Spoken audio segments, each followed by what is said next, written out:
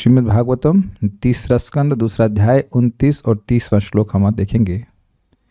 इससे पहले मैं आपको एक बहुत सुंदर बात बताऊंगा। केशव सखा प्रभु आज हमारे घर पे आए और एक बहुत सुंदर बात वो हमको बता के गए। एक महान भक्त ने दूसरे महान भक्त से पूछा कि आप मुझ पर कृपा कीजिए। भक्तों का स्वभाव ही होता है, वो कृपाकांक्षी होते हैं। तो दूसरे भक्त ने कहा, देखिए कृपा नहीं है ऐसा नहीं है। जैसे मान लीजिए गंगा जी बह रही हैं, तो अब यह तो आप नहीं कह सकते हैं कि गंगा जी का पानी कम है। आप जानते हैं कि गंगा जी में लोग गंगा जी का जल लेने के लिए आते हैं, पवित्र जल है, पवित्र क्या स्पिरिचुअल जल है। तो अब जिसका जितना बड़ा डब्बा होगा उतना ही वह कृपा को धारण कर पाएगा। मान लीजिए ये बोतल है तो इतना पानी लेके जाएंगे, कि किसी के पास और बड़ी बोतल है तो वो और लेके जाएगा। अब एक प्रश्न होगा कि चलिए भगवान की कृपा है, सब कुछ है, तो फिर अब वो पात्रता क्या है? तो पात्रता है सदाचरण, सद आचरण। अब प्रश्न होगा फिर सदाचरण क्या है भक्तों के लिए, अच्छा आचरण क्या है, साधु आचरण क्या है? तो कहा असत संग त्याग ए वैष्णव आचार। किसने बोला ये? श्रीमन चैतन्य महाप्रभु ने। भगवान ने स्वयं कहा असत संग का त्याग करना यही वैष्णव का आचरण है। तब फिर कहेंगे असत्संग क्या है? तो कह रहे स्त्री संगी कृष्ण भक्त एक असाधु आर। स्त्री संगी एक कृष्ण भक्त आर।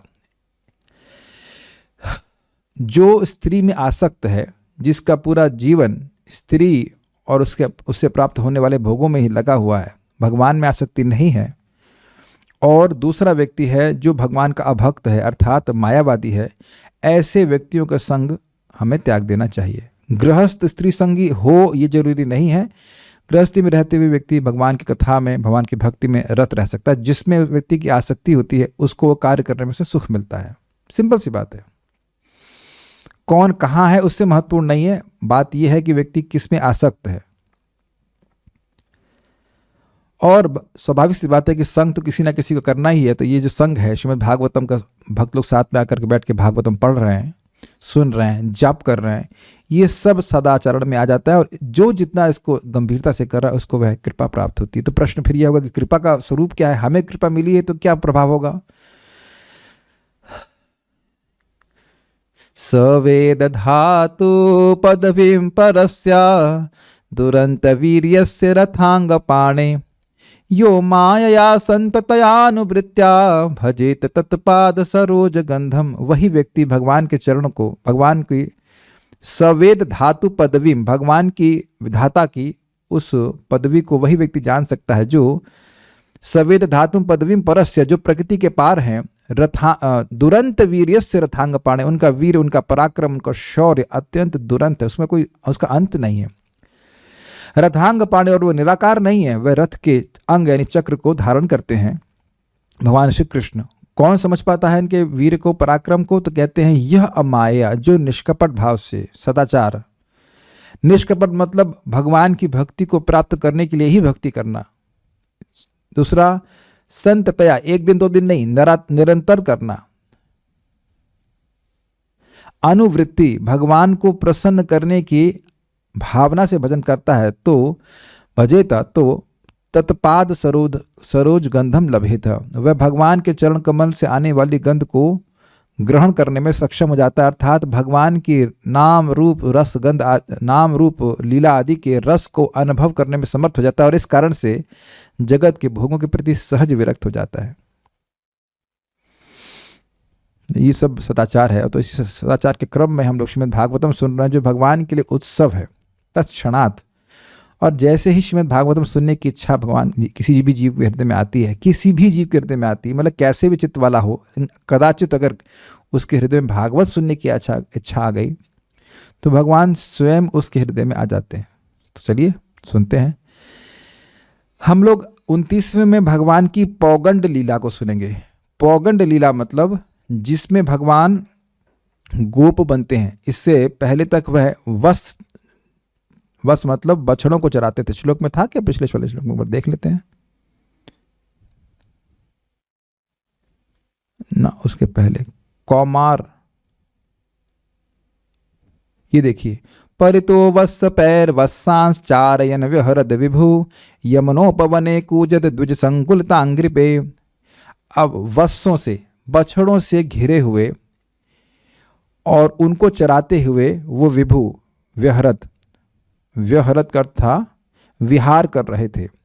कहाँ पर? यमनोपवने, यमुना के उपवनों में, जहाँ पे कूजत द्विज संकुलितांग्र पे, वहाँ पे बहुत सारे पेड़ थे जो कूजनकारी पक्षियों से भरे हुए थे। तो ये कौन सी लीला हो गई? कौमारी लीला, अर्थात 5 साल से पहले तक की लीला। उसमें नहीं, 5 साल था कौमार लीला। क्या कौमार वैसे 5 साल से शुरू होता है, जहाँ तक मैं समझ रहा हूँ, कौमार आचरित प्राज्ञा। तो 5 साल के आगे वाले बच्चों को कौमारी कहा जाएगा।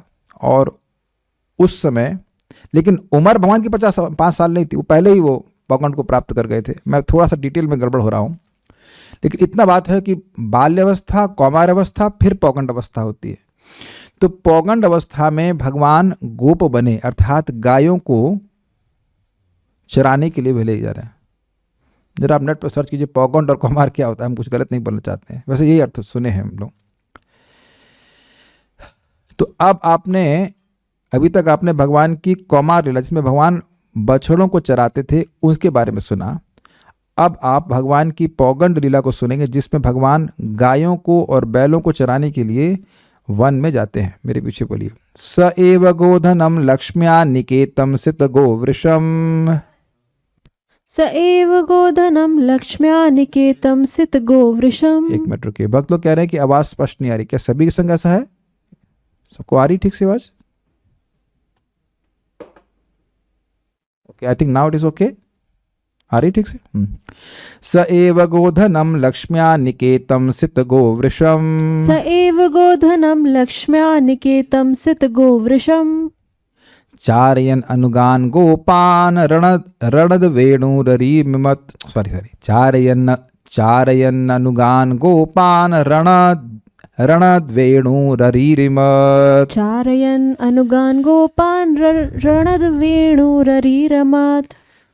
चारयन अनुगान गोपान रणद वेणुररीरिमत। चारयन अनुगान गोपान रणद वेणुररीरमत। स एव गोधनम लक्ष्म्या निकेतम सित गोवृषम। स एव गोधनम लक्ष्म्या निकेतम सित गोवृषम। चारयन अनुगान गोपान रणद वेणुररीरिमत। चारयन अनुगान गोपान रणद वेणुररीरमत। स एव गोधनम लक्ष्म्या निकेतम सित गोवृषम। स एव गोधनम लक्ष्म्या निकेतम सित गोवृषम। चारयन अनुगान गोपान रणद वेणुररीरिमत। चारयन अनुगान गोपान रणद वेणुररीरमत। बोलिए। स एव गोधनम लक्ष्म्या निकेतम सित गोवृषम। स एव गोधनम लक्ष्म्या निकेतम सित गोवृषम। चारयन अनुगान गोपान रणद वेणुररीरमत। चारयन अनुगान गोपान रणद वेणुररीरिमत।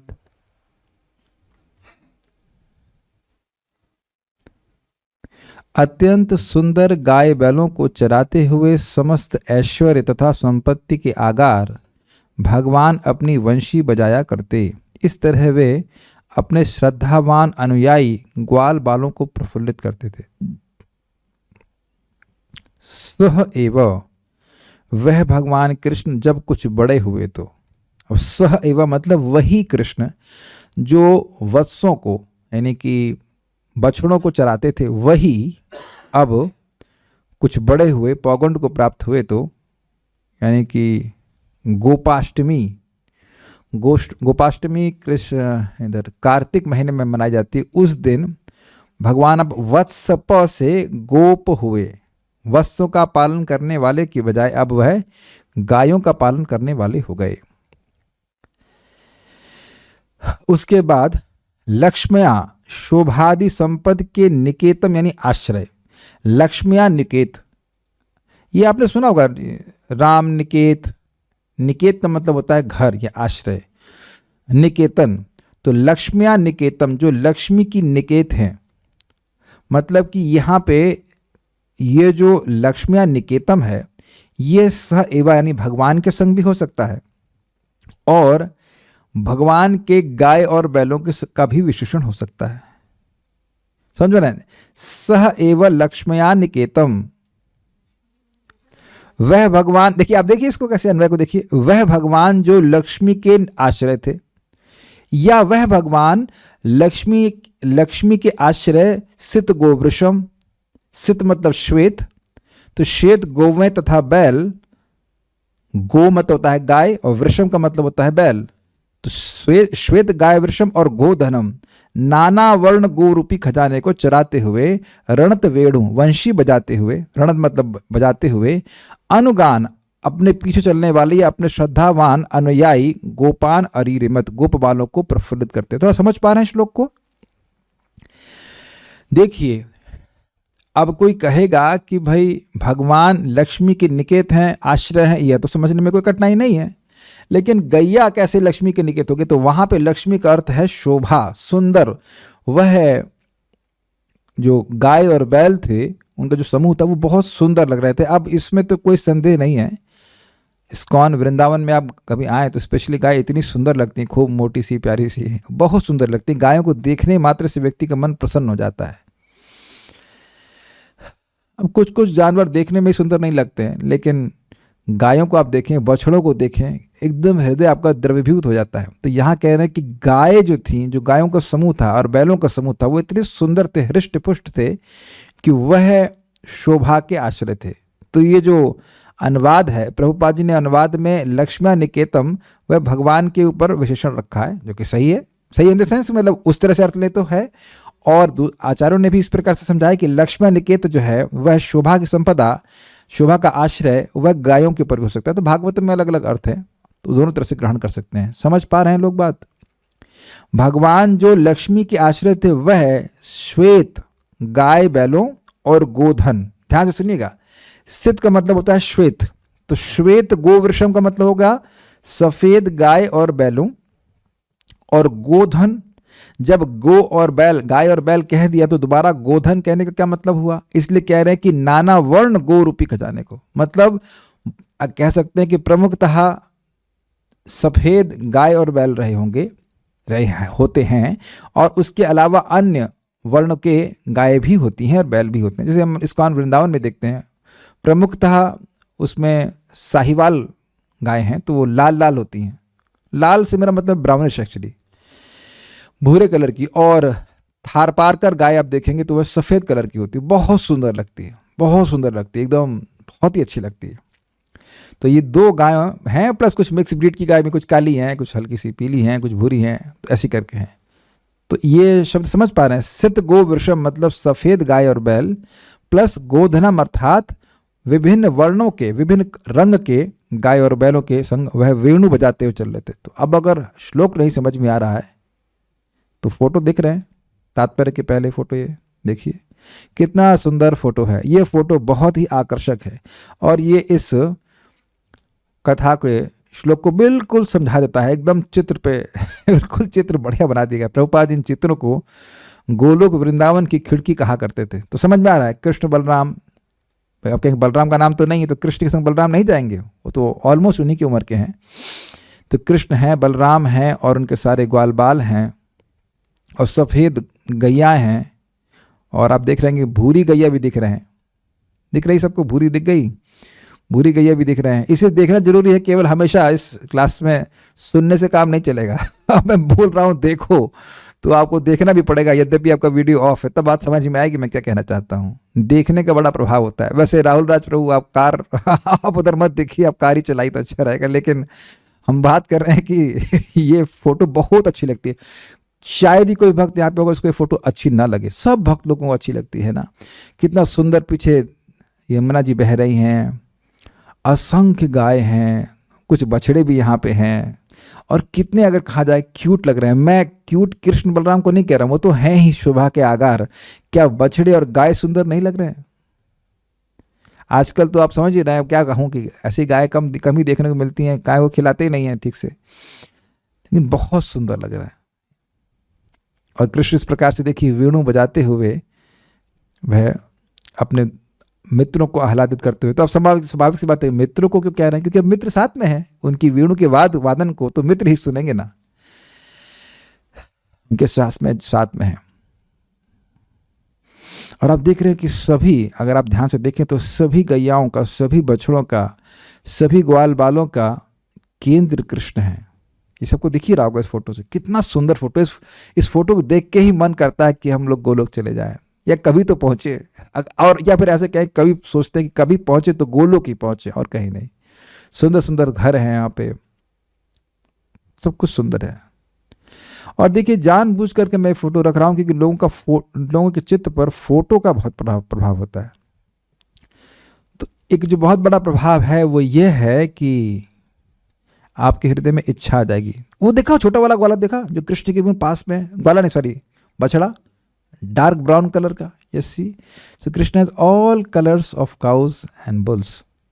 कभी कभी लोग सोचते हैं खाली गो सेवा, नहीं, गो सेवा नहीं, वृषभ सेवा भी इंपॉर्टेंट है, बैल सेवा भी। गायों को कृष्ण को दोनों ही प्रिय है, और दोनों को ही लक्ष्म्या निकेत कहा गया है। वैसे एक बात यहाँ पे है, एक आचार्य वंशीधर जी टीका में कहते हैं, यद्यपि मैं इसमें लिखा नहीं है, कि गोमय अर्थात गोबर में लक्ष्मी वसती, लक्ष्मी निवास करती हैं। तो जिनके गोबर में लक्ष्मी निवास करती हैं तो वो गाय कितनी पवित्र है। यस, सारे देवी देवता गाय में निवास करते हैं। और ये प्रसिद्ध बात है कि व्यक्ति अगर गायों को भोजन खिलाता है, अब बात आ रही तो हम बता दे रहे हैं, अगर ऐसा खिलाएं, जैसे मान लीजिए लड्डू दे रहे हैं या कुछ गुड़ दे रहे हैं या कुछ दे रहे हैं कि वो आपके हाथ को चाटती है, तो सारा बुरा कर्म भी चाट के समाप्त कर देती है। ऐसा सुना है मैंने। खैर, अपना कर्म खत्म करने के लिए गाय की सेवा नहीं करनी, केवल जीव गोस्वामी जी कहते हैं, गावा कंडूयनाम कुर्यात गो ग्रासम गो प्रदक्षिणम गावा में प्रसन्नासौ गोपालपि प्रसीदति। गावा कंडूयनाम कुर्यात, गायों को गले वाले भाग में आप, कंडू मतलब खुजलाते हैं, गो ग्रासम गायों को कुछ खिलाते हैं जो उनको पसंद हो, यानी प्लास्टिक नहीं, और गो ग्रासम गो प्रदक्षिणम गायों की प्रदक्षिणा करते हैं, यानी अपने दाएं तरफ रखते उनका परिक्रमा करते हैं, तो गावा में प्रसन्नासु गाय मुझसे प्रसन्न हो जाती हैं, गोपाल अपि प्रसीदति कृष्ण गोपाल भी मुझसे प्रसन्न हो जाते हैं। तो यथा योग्य संभव हो तो गायों की सेवा करनी चाहिए। देखिए, एक बहुत सिंपल सी बात है, बहुत सिंपल सी बात है। आपने घर में रोटी बनाई, ठीक, 4-5 रोटी अगर बच गई तो उसको शाम के लिए मत रखिए, ताकि रोटी शाम को कम बनानी पड़े, है ना। स्वाभाविक सी बात है कि आप ये तो नहीं नाप लेंगे कि भाई हर आदमी इतना ही खाएगा, कभी कभी रोटी बच भी जाती है, प्राय बच जाती है, 1-2 रोटी, वही रोटी गाय को दे दीजिए, अलग से नहीं कर पा रहे हैं तो। भले तो मिनिमम है। अब मैं जान रहा हूँ कि शहरों में कठिनाई ये है कि कुत्ता तो मिल जाता है, गाय नहीं मिलती, तो अब क्या कर सकते हैं, ठीक है। लेकिन हमारा भाग्य है कि हम लोग के आसपास गाय रहती है, तो हम लोग गायों को दे सकते हैं। अब तो ब्रज की गाय है, तो कहना ही क्या। लेकिन कहीं पे भी गायों की सेवा करते हैं, समझना चाहिए कि कृष्ण उससे बहुत प्रसन्न होते हैं, सभी देवी देवता प्रसन्न होते हैं। बात तो बड़ी अद्भुत है ना।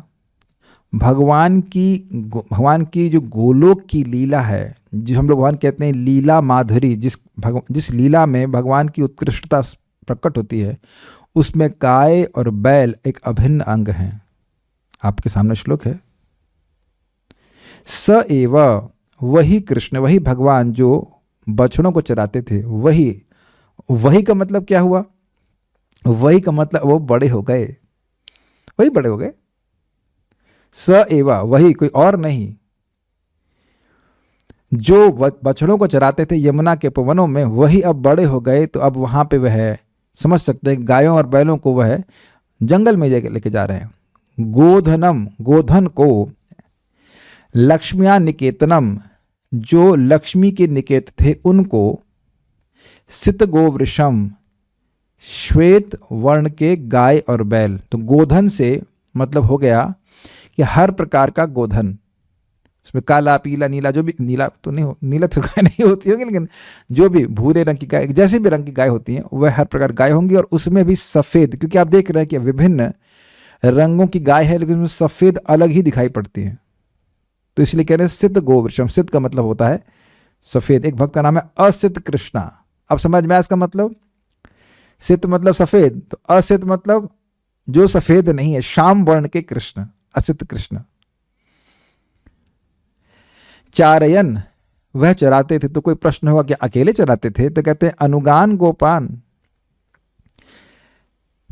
अपने अनुगामी गोपों के संग जाते थे, गाय पालने वालों के संग। वत्सपा नहीं लिखा है, यानी कि स एव का मतलब हुआ जो भगवान वत्सों को चराते थे तो उनके मित्र भी चराते थे, तो वह मित्र भी तो अब उन्हीं के संग बड़े हो गए। तो भगवान जब गायों को पालन करने जा रहे हैं तो उनके मित्र भी गायों का पालन करने जा रहे हैं, इसीलिए कह रहे हैं अनुगान। जो भगवान छोटे थे तो उनके साथ उनकी भक्त मंडली लगी रहती थी कि नहीं लगी रहती थी? तो जो वो बड़े हुए तो उनके दोस्त भी बड़े हो गए, तो इसलिए कह रहे हैं अनुगान गोपान, जो उनके अनुयायी थे। Is that okay? अपने समवयस्क मित्रों के संग कृष्ण जाते हैं, तब पिकनिक होगी ना। बड़े लोगों से पिकनिक करने में मजा आता है। क्या आप लोग कभी गए हैं अपने बड़े लोगों से पिकनिक करने के? It's not really fun. It's not really fun, there is age factor. तो वो बात थोड़ा दिक्कत हो जाती है। मित्रों के संग पिकनिक होती है, तो इसीलिए कह रहे हैं अनुगान गोपान। रणद वेणु अरिरिमत, रणद का अर्थ क्या लिया गया था? बजती हुई। अरिरिमत मतलब उनको रमाया, वेणु को बजा रहे थे। अब देखिए इसमें कौन कौन सी माधुरी प्रकट हो रही है? लीला माधुरी प्रकट हो रही है कि नहीं? भगवान की कौन सी लीला ही है? गोचारण लीला। ये भगवान विष्णु नहीं करते। आप देखिए भागवत आपके सामने परस रही है कि नहीं, देखने का सामर्थ्य होना चाहिए। क्या सबको गोचारण लीला दिख गई? Can you just not with their next? Yes yes, ठीक है, आप कह सकते हैं, समझ आ गया। अच्छा, क्या आपको भगवान की रूप माधुरी दिख गई? कौन से शब्द? चलो आप बताइए, रूप माधुरी कौन से शब्द से दिख रही है? लक्ष्म्या निकेतनम। ये तो भगवान का भी गुण बताया ना प्रभुपाद, समस्त ऐश्वर्यों के आगार। तो सबसे बड़ा ऐश्वर्य क्या है? मतलब सुंदरता भी है। तो अब भगवान श्री कृष्ण अत्यंत सुंदर रूप को प्रकट कर रहे हैं, जो अब पौगंड लीला में है। बहुत सुंदर भगवान श्री कृष्ण का रूप है, वह भी दिख गई आपको। तो रूप माधुरी भी दिख गई। अच्छा, भक्त माधुरी दिखी? कौन है ये भक्त भगवान के साथ में? अनुगान गोपान, जो उनके सुंदर प्रेमी भक्त हैं। यही भक्त हैं जो न सिर्फ अनुगामी हैं, उनके कंधागामी भी हैं, उनके कंधे पे भी चढ़ जाएंगे, उनको अपना झूठा भोजन भी खिला देंगे। हर एक ऐसे वो समोसा लेके आएंगे, कुछ भी अच्छी वस्तु उनकी माँ बनाई है, फिर खाने लग जाएंगे। ओह ये तो बहुत अच्छा है, ये तो मैं किसी को भी नहीं दूंगा, ये तो मैं किसी को भी नहीं दूंगा। तो कृष्ण कहते हैं, जानबूझ के बोल रहा है, तो कृष्ण कहते हैं अरे मित्र थोड़ा तो दो, थोड़ा। नहीं नहीं, ये तो मैं किसी को नहीं दूंगा। तो कृष्ण उसके मुख से छीन लेते हैं। ये ऐसे भक्त हैं, अनुगामी भक्त। और उसके बाद वेणु माधुरी दिख गई, ये तो बड़ा स्पष्ट है लास्ट लाइन में। रणद वेणु अरिरिमत, अपने भक्तों को वेणु बजा करके सुखी कर रहे हैं। एक ही श्लोक में चारों दिख गए कि नहीं दिख गए? मैं आपको बताऊं ईमानदारी की बात, मुझे अभी दिखे हैं, इसीलिए मैं भक्तों को पढ़ाता हूं। This is Krishna's gift. जब मैं तैयार करके आया था तो मुझे नहीं दिख रहे थे, ये अभी दिखे। ईमानदारी की बात कर रहे हैं। This is just now I am seeing. चारों माधुरी इस भागवत में परोस दी गई है। वेणु माधुरी, भक्त माधुरी, लीला माधुरी और रूप माधुरी, है ना। और इसी का उद्धव जी स्मरण कर रहे हैं। यद्यपि देखिए उद्धव जी ने ये लीला देखी नहीं है, उद्धव जी तो द्वारका के हैं, लेकिन सुन करके वह उसका आस्वादन कर रहे हैं। उद्धव जी द्वारका के भक्त है, भगवान वहां द्वारका में तो ना गाय चराते हैं। तो ये लीला तो भगवान को करते हुए उद्धव जी ने नहीं देखा है। वैसे उनकी हृदय में स्फुरित हो गई हो तो कोई कठिनाई की बात नहीं, वो तो हम स्वीकार कर सकते हैं, लेकिन ऐसे प्रकट रूप में तो वह द्वारका में रहते हैं। लेकिन ऐसा करके वह स्मरण कर रहे हैं। That's why these shlokas are so powerful. श्रीधरी स एव, अर्थात वे ही भगवान जब कुछ बड़े हुए तो गोधन को चराने लगे।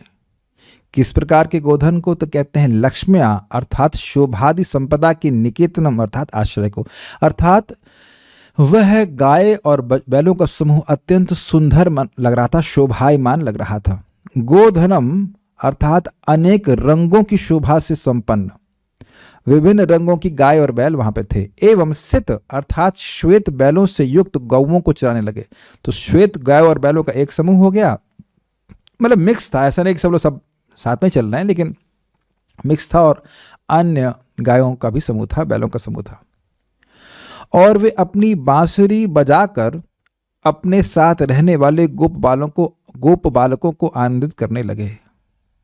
तात्पर्य, जब भगवान 6-7 वर्ष के हुए तो उन्हें चरागाहों में गावों तथा बैलों को देखभाल करने का काम सौंप दिया गया। तो यही पौगंड लीला का ही वर्णन है। वे ऐसे संपन्न भूमिधर के पुत्र थे जिसके पास हजारों गौवें थीं। वैदिक अर्थशास्त्र के अनुसार मनुष्य अपने अन्न भंडार तथा गौओं के बल पर धनी व्यक्ति माना जाता है।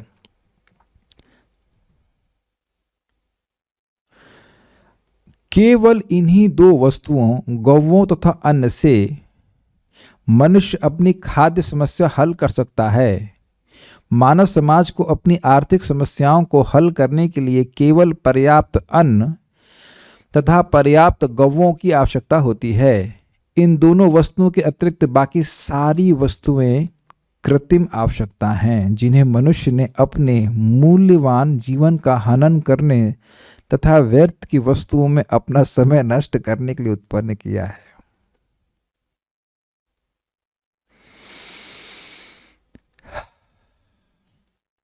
यस, अब देखिए, उपयोग तो मैं भी करता हूं, तो इसलिए हम ये तो नहीं कह सकते कि हम नहीं कर रहे हैं, लेकिन जितनी मशीनों का हम उपयोग करते हैं, ऐसा नहीं है कि उसके बिना हमारा जीवन चलेगा नहीं। आजकल ऐसा हो ही गया है ना। आप जोड़िए, अपने ही आंखों से मैंने अपनी माँ को सिलबट्टे पे चटनी बनाते हुए देखा है। अब मिक्सी आ गई है। आप लोगों ने शायद अपनी माँ को, शायद राजस्थान में देखा होगा, वो खरल बोलते, खरल खरल कहते हैं उसको, उसमें वो मिर्ची पीसती थी वो सब लोग।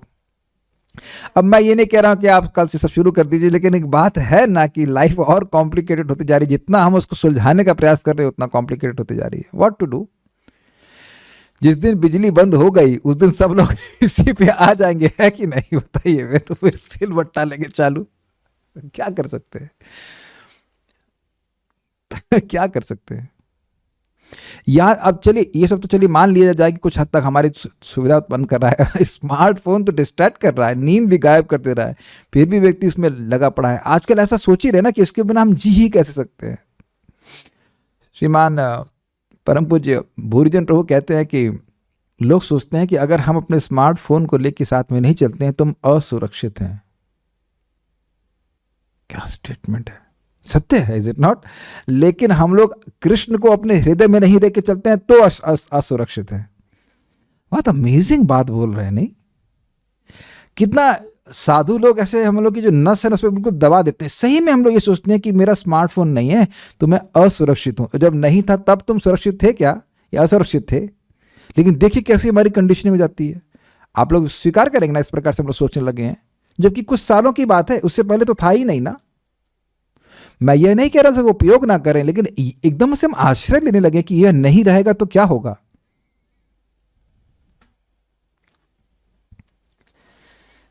तो ये सब चीजें हैं। मानव समाज के शिक्षक के रूप में भगवान कृष्ण ने एक बात बताना भूल गया मैं। मेरी मां ने मुझे बताया था कि उनके दादाजी केवल खेती करके ही अपनी बहू आदि के लिए बहुत सारा सोने का आभूषण तक इकट्ठा कर दिए थे। बहुत सारा, मतलब काफी मात्रा में। और ये एकदम अजीब सी लगती बात नहीं तो ये कितना विद इन 78 ईयर्स की बात होगी। और आप विचार कीजिए, आप दशम स्कंद में सुनेंगे कि कैसे गायों और खेती दोनों साथ में चलते हैं। तो इसके द्वारा ही तो नंद महाराज औरतों को बिजनेस नहीं कर रहे थे, इसी के द्वारा वह इतने संपन्न थे कि होली आदि में मक्खन से होली होती थी। हम लोग तो कल्पना नहीं कर सकते, मक्खन सूखने को नहीं मिल रहा है और मक्खन से होली होगी।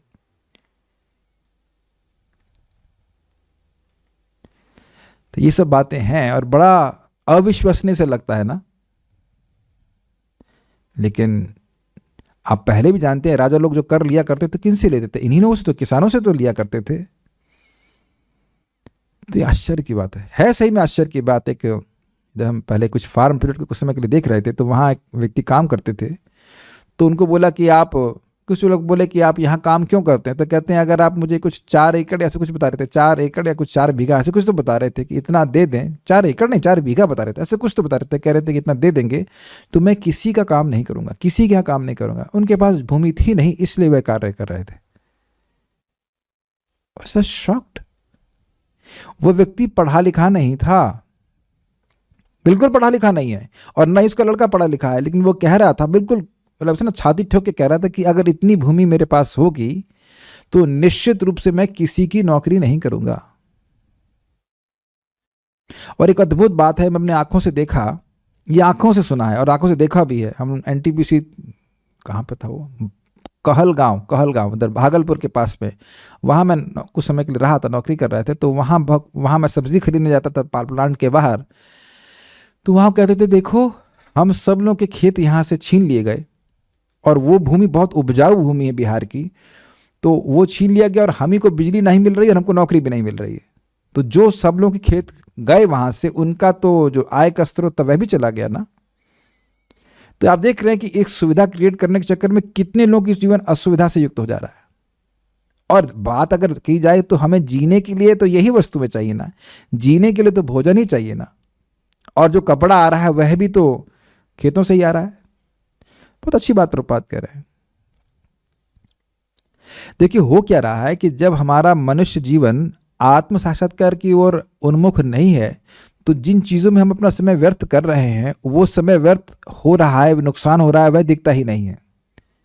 आप लोग आश्चर्य नहीं करते कि कैसे 4 महीने के लिए सारे के सारे गृहस्थ भक्त श्रीमन चैतन्य महाप्रभु के पास आ जाया करते थे, केवल श्रवण कीर्तन और कोई काम नहीं। लीला पुरुषोत्तम प्रभु बार बोल रहे थे कि I am wondering what they were doing. मुझे आश्चर्य ये हो रहा है कि वो गृहस्थ लोग करते क्या थे। गृहस्थों की बात हो रही है, क्या बताइए इस समय ऐसा कोई है नौकरी इसमें व्यक्ति 4 महीने के लिए छोड़ दे।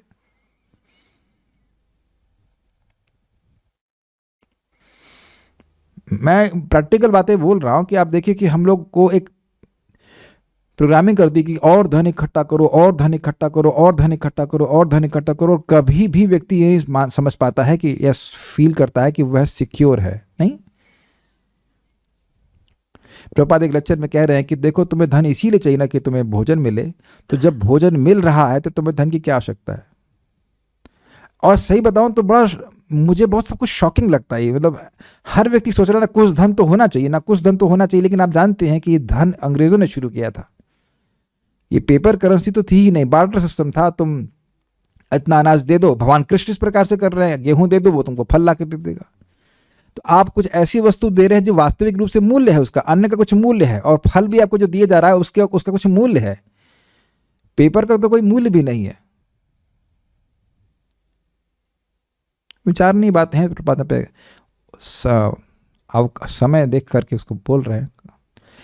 मानव समाज के शिक्षक के रूप में भगवान कृष्ण ने अपने कार्यों से यह दिखलाया कि वैश्यों को गौवें तथा बैल पालने चाहिए और मूल्यवान पशुओं को संरक्षण प्रदान करना चाहिए। देख रहे हैं क्या कहना चाहते हैं प्रभुपाद। व्यर्थ के पशुओं को केवल उनके मांस के लिए पालने की कोई जरूरत नहीं है। पहले उनको पालते हैं फिर उनको मार देते हैं ताकि पैसा मिल जाए।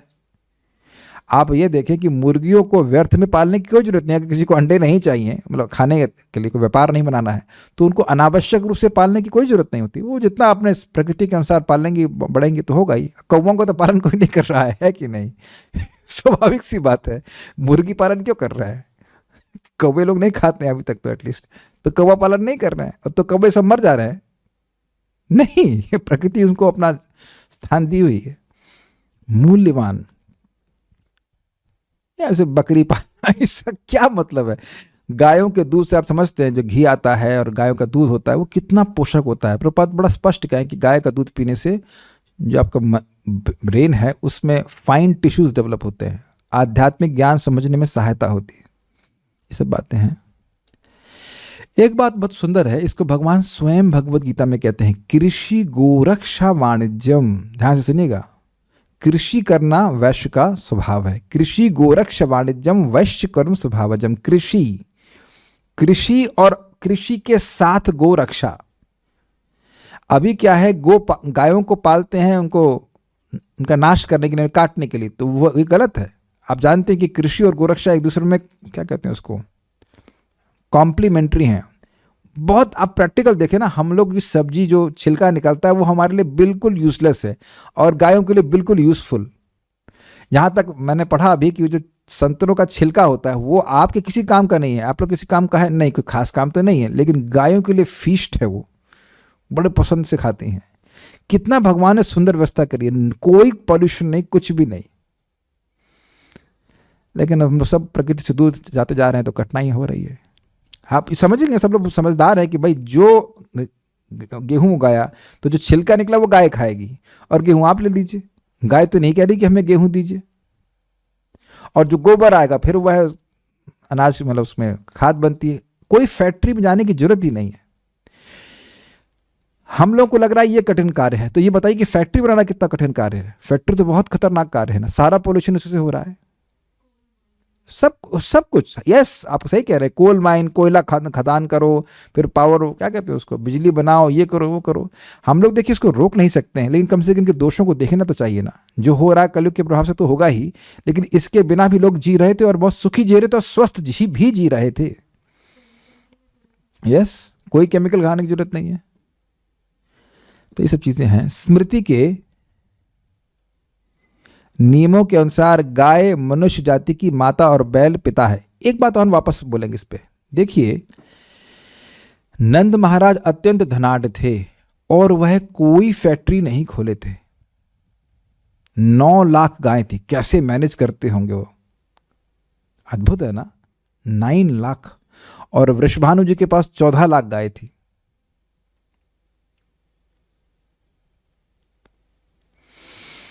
लेकिन अगर आप विचार करें तो आजकल के जो बड़ी बड़ी फैक्ट्रियां हैं उनसे तो कहीं ज्यादा आसान मैनेजमेंट है ना, और कोई पोल्यूशन नहीं। अब हम लोग खैर इस पे बहुत विचार इसलिए नहीं कर रहे हैं क्योंकि हमारे सोचने से कुछ होगा भी नहीं। भगवान की भक्ति का प्रचार करके, भगवान का नाम का प्रचार करके व्यक्ति भगवान के पास जाए। जब भगवान को सब कुछ सेट करना होगा तो सत्युग में सेट कर ही देंगे, बट एटलीस्ट हमको अपना विश्वास इन चीज़ों पे नहीं रखना चाहिए। इन चीज़ों पे मतलब ये जो भौतिक सभ्यता है उसकी प्रगति से हम जो सुखी हो जाएंगे, नहीं रखना चाहिए। गाय माता है क्योंकि मनुष्य जिस तरह माता के स्तन का दूध पीता है, मानव समाज गाय का दूध पीता है। इसी तरह बैल मानव समाज का पिता है क्योंकि पिता बच्चों के लिए उसी तरह कमाता है जिस तरह की बैल अन्न उत्पन्न करने के लिए भूमि जोतता है। मानव समाज पिता तथा माता का वध कर की जीवन आत्मा का हनन कर देगा। यहाँ इसका उल्लेख हुआ है कि सुंदर गौवें तथा बैल विभिन्न चौकड़ीदार रंगों वाले थे, लाल, काले, हरे, पीले, धूसर का मतलब ब्राउन इत्यादि। उनके रंगों तथा स्वस्थ हंसमुख चेहरों के कारण वातावरण उल्लासपूर्ण था। इन सबसे भी अधिक था भगवान अपनी सुविख्यात वंशी बजाया करते। उनकी वंशी की ध्वनि उनके मित्रों को दिव्य आनंद प्रदान करती, जिससे वे निर्विशेषवादियों द्वारा बहु प्रशंसित ब्रह्मानंद की बातें भूल जाते। तो एक प्रश्न होगा कि हम वह ध्वनि कैसे सुन सकते हैं। हरे कृष्णा कृष्ण कृष्णा हरे हरे, हरे राम राम राम हरे हरे। व्यक्ति किसी का अनुगामी क्यों होता है? क्योंकि वो उससे आकर्षित होता है, फॉलोअर्स है ना। तो भगवान के वेणु का नाद, ये सभी उनके भक्तों को, सभी उनके मित्रों को, उनके हृदयों को आकर्षित करने वाला था। जैसे कि वे गोपियों को आकर्षित करते थे उनकी वेणु का नाद, ऐसे ही उनके मित्रों को भी आकर्षित करने वाला था। प्रभुपाद जी चैतन्य चरितामृत में समझाते हैं कि भगवान का ये वेणु ध्वनि इस जगत में हरे कृष्ण मंत्र के रूप में प्रकट है। तो जैसे गोपियां या अन्य भक्तगण हरे भगवान की वेणु के नाद सुनने के बाद और कुछ नहीं सुनना चाहते थे, वह वेणुनाद उनको अपनी तरफ आकर्षित कर लेता था। उसी प्रकार से जो व्यक्ति हरे कृष्ण मंत्र का जप करने का अभ्यास कर लेता है, उसको क्रमशः अब और कुछ अपने कानों के द्वारा सुनने की इच्छा नहीं होती। वह कृष्ण कथा ही सुनना चाहता है, कृष्ण का नाम ही सुनना चाहता है। और ये केवल बातें बोलने की नहीं है, ये व्यक्ति जब करता है तो उसको वह अनुभव भी होता है कि उसको प्रजल्प सहज रूप से खराब लगने लग जाता है, उसको अच्छा नहीं लगता। यह है हरे कृष्ण मंत्र का प्रत्यक्ष प्रभाव जो अपने जीवन में आप अनुभव कर पाएंगे। अगर हम लोग गंभीरता से हरे कृष्ण मंत्र करते हैं, नियमित रूप से करते हैं, तो एक सहज टेस्ट डेवलप होता है जो व्यक्ति अनुभव करता है, प्रत्यक्षावगमम। और जैसे यहाँ पे ब्रज के गोपगण भगवान के अनुगामी हो गए सहज रूप से, स्वेच्छा से, ऐसे ही जो भी हरे कृष्ण मंत्र का जप करता है वह भगवान का अनुगामी हो ही जाता है। इसीलिए लोगों को भगवान का नाम बोलने के लिए प्रेरित करना चाहिए, सहायता करनी चाहिए। धीरे धीरे करके वह सभी लोग भगवान के अनुगामी हो ही जाएंगे, स्वेच्छा से कृष्ण को समर्पित हो ही जाएंगे। Is that okay? जैसा कि सुखदेव गोस्वामी बताएंगे, ये ग्वाल बाल ऐसे जीव थे जिन्होंने ढेरों पुण्य कर्म संचित किए थे और जो भगवान के साथ आनंद ले रहे थे तथा उनकी दिव्य वंशी सुन रहे थे। ये हम लोग ने कल चर्चा किया था। इत्थम सुखम ब्रह्म सुखानुभूत्या दास्यम गतानाम नरदेव परदेवतेना मायाश्रितानाम नरदारकेना साख्यम विजरहु कृतपुंज पुंज। जो लोग ब्रह्मानंद में भगवान श्री कृष्ण को ब्रह्मज्योति के स्रोत के रूप में ब्रह्मानंद के प्रेमी या निर्विशेषवादी लोग उपासना करते हैं, और जो उनके भक्त हैं, जो उनको ऐश्वर्य भाव में पूछते हैं, तो उनको वह परदेवता अपना दिव्य स्वामी मानते हैं। और जो मायाश्रित हैं, जो माया के द्वारा स्पृष्ट मनुष्य हैं, वह उनको नरदार के ना, उनको एक मनुष्य का पुत्र मानते हैं। लेकिन साकम विजरहु कृतपुंज पुंजा, जो ये भक्त हैं, ये जो साक्य भाव के भक्त हैं, उन्होंने कई कई जन्मों में भक्ति का पुण्य एकत्रित करके आज ये सौभाग्य प्राप्त किया कि वे भगवान कृष्ण के संग सखा बने। ऐसे ही श्रीमन चैतन्य महाप्रभु अपनी पाठशाला में कुछ स्टूडेंट्स को पढ़ाते, तो वहाँ लिखा है कि जो बहुत पुण्य इकट्ठा किए हैं भक्ति का, वह आज श्रीमन चैतन्य महाप्रभु से पढ़ने का सौभाग्य प्राप्त कर पाए। जैसे यहाँ पे भगवान के संग उनके गोप बाल मित्र हैं। ब्रह्म संहिता से 5:30 उनके द्वारा दिव्य वंशी बजाने की पुष्टि होती है। वेणुम क्वणंतमरविंद दलायताक्षाम बर्हावतम समसितांबुद सुंदरांगम कंदर्पकोटि कमनीय विशेष शोभम गोविंदमादि पुरुषम तमहम भजामी। ब्रह्मा जी ने कहा, मैं उन आदि भगवान गोविंद की पूजा करता हूं जो अपने दिव्य वंशी बजाते हैं। इसी दिव्य वंशी से ब्रह्मा जी का जो इनिशिएशन सेरेमनी थी वो हुई थी। यही भगवान की वंशी की ध्वनि गायत्री मंत्र के रूप में प्रकट होकर के ब्रह्मा जी को उनके 1 2 3 उनके 8 कान में प्रवेश करके उनको ब्राह्मण दीक्षा प्रदान करती है। उनकी आंखें कमल के फूलों जैसी हैं। अरविंद दलायताक्ष, अरविंद दलायत अक्षम, जो अरविंद के दल हैं, जो कमल का जो पत्ती है उसके जैसे उनकी आंख हैं। वे मोर पंख से सुशोभित हैं और उनके शरीर का रंग नवीन शाम बादल के सदृश है। उनका शरीर शारीरिक स्वरूप करोड़ों कामदेवों से भी अधिक सुंदर है। ये भगवान के विशिष्ट गुण हैं। अब हमारे पास समय कम है तो अगले श्लोक को हम लोग कर लेंगे। यहाँ पे हम लोग भगवान की सुंदर पौगंड लीला को सुन रहे हैं। अगले श्लोक का लिंक ये है कि इतनी सुंदर लीला कर रहे हैं तो इसमें बाधा आने वाले असुर जो हैं वो तो असुर बाधा पहुंचाते ही होंगे।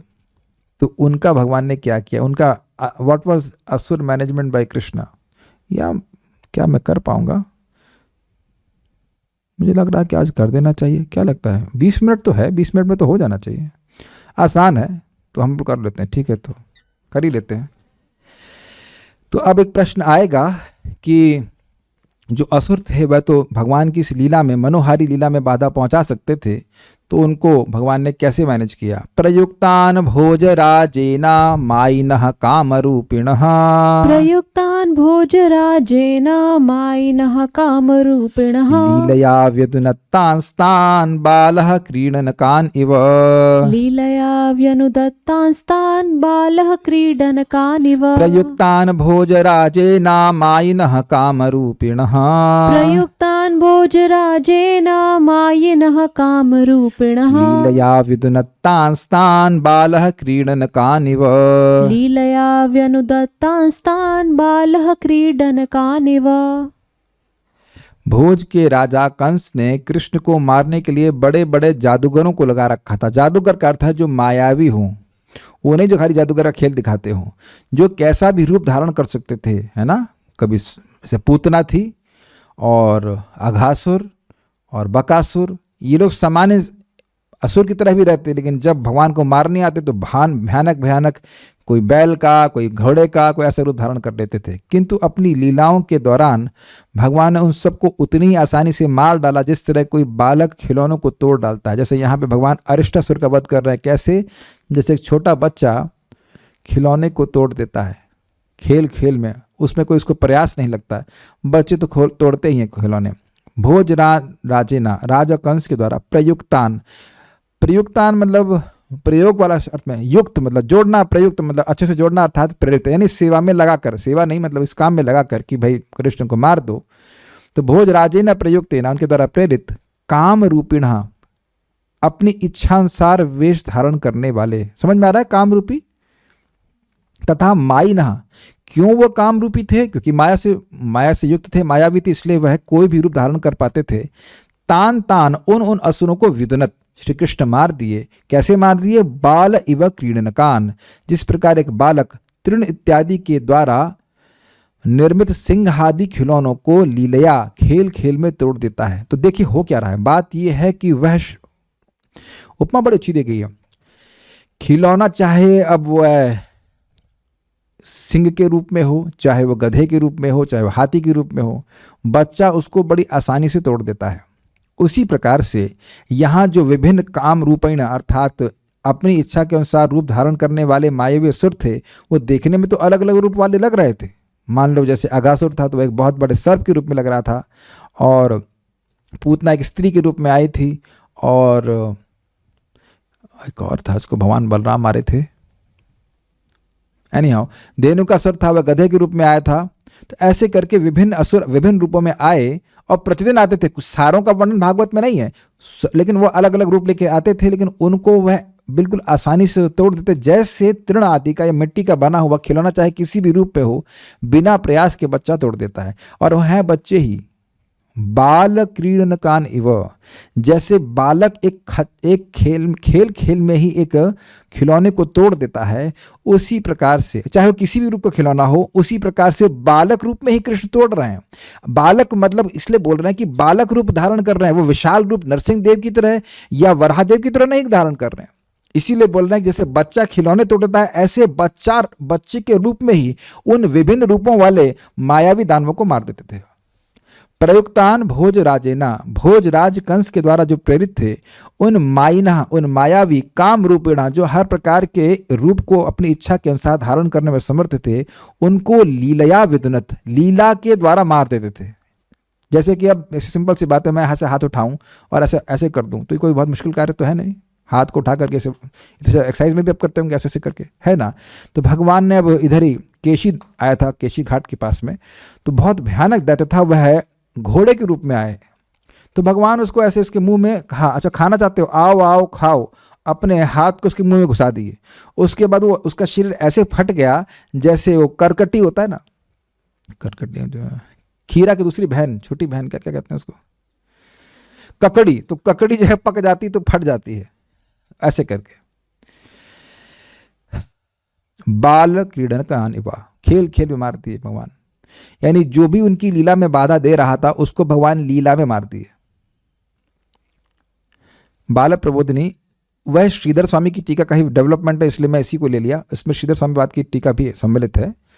बाल प्रबोधिनी, उनकी लीला में बाधक असुरों को भगवान ने लीला के द्वारा ही दूर कर दिया।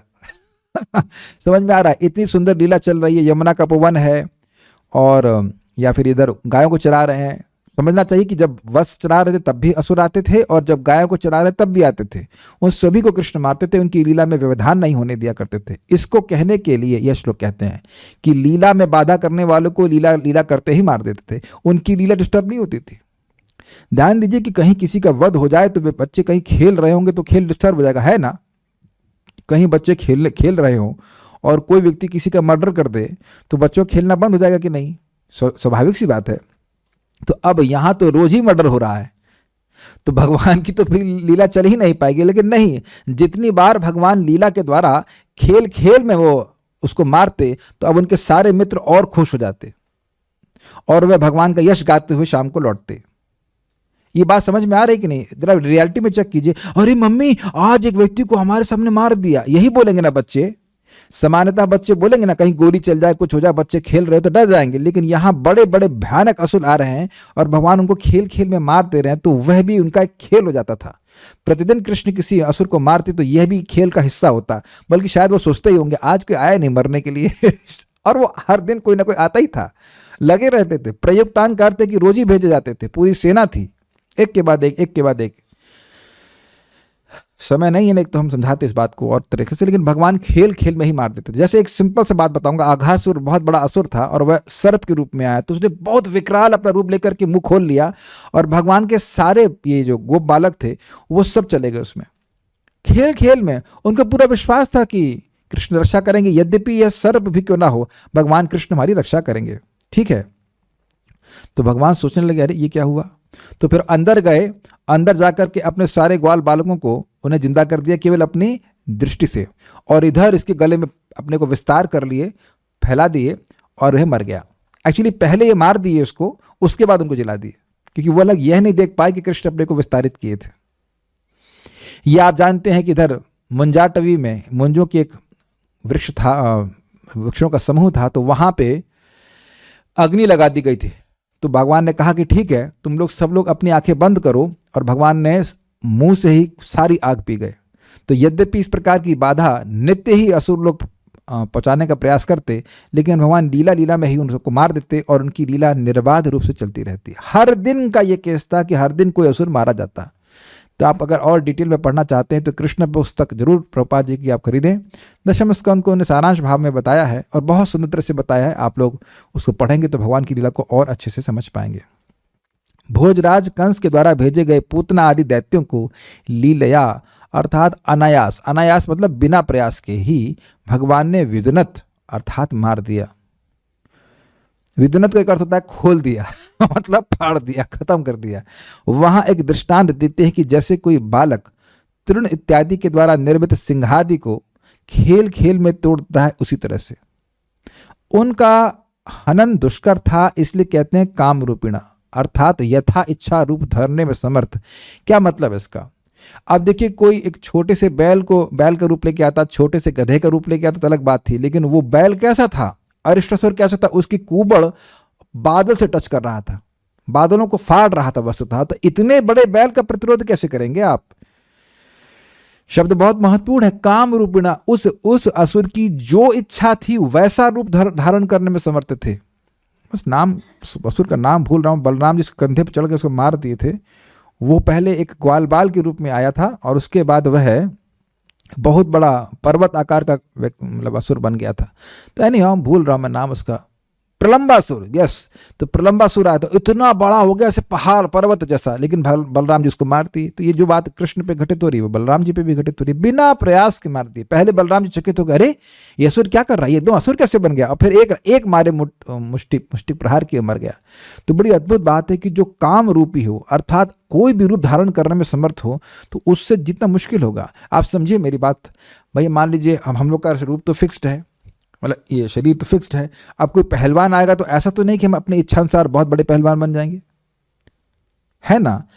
तो अब कृष्ण तो वही रूप में रहते हैं, बाल रूप में रहते हैं, लेकिन यहां एक बहुत विकराल रूप असुर लोग धारण कर लेते थे, फिर भी भगवान उनको बड़ी आसानी से मारते थे। ये ध्यान दीजिए। क्या ये लीला माधुरी दिख रही है आपको? है ना विशेष लीला माधुरी? कि कृष्ण रहेंगे छोटे बालक के रूप में ही, और असुर जो इच्छा हो उसको वो रूप ले लेगा, लेकिन कृष्ण उसको बड़ी आसानी से मार देंगे। तो एक प्रश्न हो जाएगा कि वह काम रूपीणा कहते उसे कैसे थे, कैसे अपनी इच्छा के अनुसार काम को धारण कर लेते थे, काम अपनी इच्छा के अनुसार रूप को धारण करते थे। तो कहते हैं कि उसके एवं उसके हेतु कहते हैं माइना अर्थात मायावी, क्योंकि वो माया जानते थे इसलिए वे कोई भी कार्य करने में समर्थ थे। देखिए, आप जानते हैं कि नहीं जानते, युद्ध हो और आमने सामने का युद्ध हो कोई दिक्कत नहीं है, लेकिन अगर माया करने लगते हैं तो युद्ध करना बड़ा कठिन हो जाता है। समझ पा रहे हैं मेरी बात? छुप जाएंगे, अदृश्य हो जाएंगे। अब कोई व्यक्ति अदृश्य हो गया तो कैसे युद्ध करेंगे, जरा बताइए। या देखिए, अब भगवान ने शकटासुर का वध किया तो वो कौन सा रूप लिया? शकट का रूप ले लिया था। आई मीन जैसे लेके यहाँ पे टेबल है तो हम तो सोच भी नहीं सकते ना कि टेबल भी असुर हो सकता है। दिस इज एक्चुअली, आप विचार कीजिए तो बहुत फ्राइटनिंग है। आप मान लीजिए किसी कुर्सी बैठे वो असुर है और वो कुर्सी के द्वारा मार दे आपको, तब यानी कि मायावी अर्थात न सिर्फ वे शक्तिशाली थे, वो किसी छल से भी मार सकते थे, लेकिन भगवान के सामने कोई छल नहीं चल सकता। माया को भगवान बहुत दूर कर देते हैं अपने आप से, तो उनके सामने असुरों की माया नहीं चल पाती थी। वह भगवान समझ लेते थे कि ये असुर है और इसको मारना है। क्या आप समझते हैं मेरी बातों को? सामने सामने का युद्ध नहीं कर रहे हैं वो लोग, बहुत बार तो छल से आते थे। एक महान अजगर, ऐसे सर्प देख के आदमी डरता है, और इतना बड़ा अजगर जिसमें कितने कितने किलोमीटर लंबा अजगर है, उस रूप को लेकर क्या तो व्यक्ति घबराएगा नहीं। उसको भी भगवान ने बड़ी आसानी से मार दिया, अघासुर को। तो ये भगवान का अद्भुत पराक्रम है। तात्पर्य, नास्तिक कंस कृष्ण को जनते ही मार डालना चाहता था। वह ऐसा करने में विफल रहा, किंतु बाद में उसे ये जानकारी मिली कि कृष्ण वृंदावन में नंद महाराज के घर में रह रहे हैं। अतएव उसने कई जादूगर लगाए जो अद्भुत कार्य कर सकते थे और इच्छानुसार कोई भी रूप धारण कर सकते थे। वे सभी बालक भगवान के समक्ष विभिन्न रूपों में विविध रूपों में यथा अघ, बक, पूतना, शकट, तृणावर्त, धेनुक तथा गंधर्व रूपों में प्रकट हुए, और हर बार उन्होंने भगवान को मार डालने का प्रयास किया, किंतु भगवान ने एक एक करके सबों को इस तरह मार डाला मानो वो खिलौनों से खेल रहे हों। बच्चे सिंह, जैसे कि एक बात है, तृणावर्त की कथा आप जानते हैं। तृणावर्त की कथा, भगवान तृणावर्त उनको मारने के लिए आया और उनको उड़ा के लेके गया, लेकिन भगवान ने कहा अच्छा आज अच्छा साइट सीइंग हुआ मेरे लिए। उसको भगवान ऐसे गले में पकड़ लिए, भाई बच्चा है, डर जाएंगे ना, इतनी ऊंचाई पे बच्चा जाएगा तो डर जाएगा। तो ऐसा प्रतीत हो रहा है कि भगवान डर गए, उसके गर्दन को पकड़ लिए हैं, लेकिन वही गर्दन उसकी दबा कर उसके प्राण निकाल लिए, वो नीचे गिर पड़ा। उसे वो भगवान उसी साइज के हैं, छोटे बच्चे के रूप में, लेकिन उसको तो ये लग रहा है कि पर्वत के समान पर्वत को उठा के लेके चल रहा है। वस्तुतः गला नहीं दबाए थे, वो उसको लेकर के वो नीचे गिर पड़ा। तो जब नीचे गिर पड़ा, उनको भगवान का भजन उससे सहन नहीं हुआ, तो नीचे गिर पड़ा, तो पत्थर पे गिर कर मर गया। भगवान ने क्या किया, आप बच्चे को कहीं ऊपर लेके जाएंगे तो बच्चे डरेगा नहीं, तो उसकी गर्दन को पकड़ के एकदम झूल गए, तो अब उससे उठाया ही नहीं जा रहा था। ये स्थिति थी। तो भगवान बच्चों की लीला करते करते ही उनको मार दी। बच्चे की लीला है कि नहीं, बच्चे को कहीं ऊपर लेके जाएंगे, बच्चा डरेगा तो पकड़ लेगा जिसने गोदी में लिया है। तो भगवान करेंगे हम क्या करें, तुमने गोदी में लिया, अब तुम संभाल ना पाओ तो हम क्या कर सकते, है ना। किंतु भगवान ने एक एक करके सबों को इस तरह मार डाला मानो वो खिलौनों से खेल रहे हों। बच्चे सिंह, हाथी, भालू तथा अन्य ऐसे ही विविध खिलौनों से खेलते हैं और खेलते खेलते उनको तोड़ डालते हैं। जब उनका मन होता है तब तोड़ डालते हैं। तो जब तक भगवान तृणावर्त के संग घूमना चाह रहे थे तो घूमते रहे, बाद में अब कहा कि अब उसको मार देना चाहिए तो मार दिए।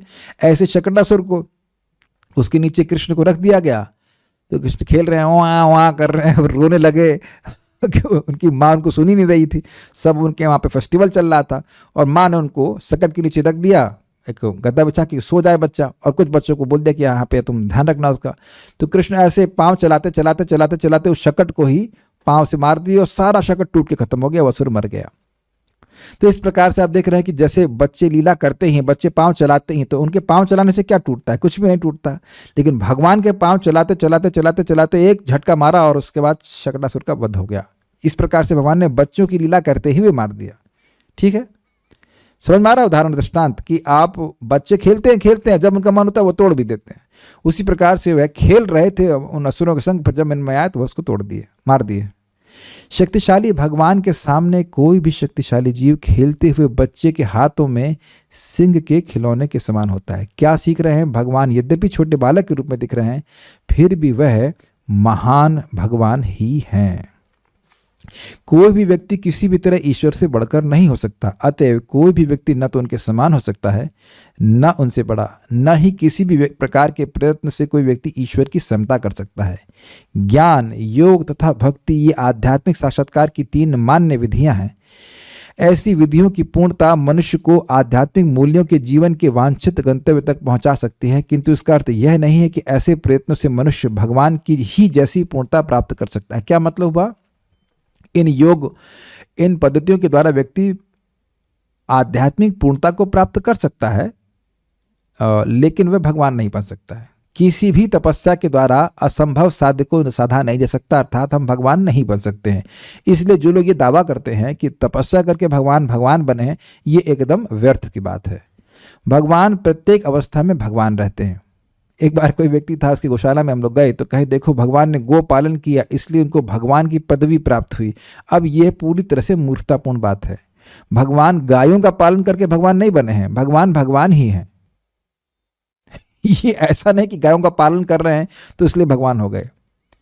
ये सब लोग गलत बात कैसे, अजीब सी बातें लोग करते हैं। भगवान हमेशा भगवान रहते हैं।